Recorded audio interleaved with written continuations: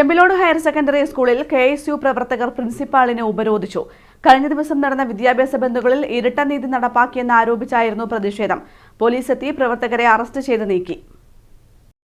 SFIയും KSUവും കഴിഞ്ഞ ദിവസം നടത്തിയ വിദ്യാഭ്യാസ ബന്ദിൽ രണ്ട് നീതി നടപ്പാക്കി എന്നാരോപിച്ചാണ് തിങ്കളാഴ്ച KSU പ്രവർത്തകർ ചെമ്പിലോട് ഹയർ സെക്കൻഡറി സ്കൂളിൽ പ്രതിഷേധം സംഘടിപ്പിച്ചത്. KSU പ്രഖ്യാപിച്ച വിദ്യാഭ്യാസ ബന്ദിൽ സ്കൂൾ വിട്ടത് വൈകിട്ട് 3 മണിക്കാണ്. എന്നാൽ പിറ്റേ ദിവസം SFI വിദ്യാഭ്യാസ ബന്ദ് നടത്തിയപ്പോൾ ഉച്ചയ്ക്ക് 12 മണിക്ക് സ്കൂൾ വിട്ടു.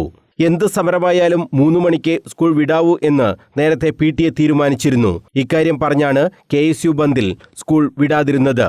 SFIക്കും KSUവിനും രണ്ട് നീതി നടപ്പാക്കി എന്ന് ആരോപിച്ചാണ് പ്രവർത്തകർ പ്രിൻസിപ്പാളിനെ ഉപരോധിച്ചത്.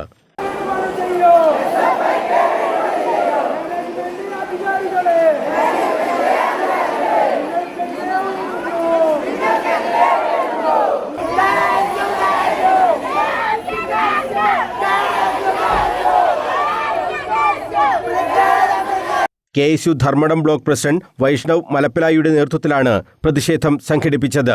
SFIയുമായി ചേർന്ന് സ്കൂൾ അധികൃതർ രാഷ്ട്രീയം കളിക്കുകയാണ് ചെയ്തതെന്നും വൈഷ്ണവ് മലപ്പിലായി ആരോപിച്ചു.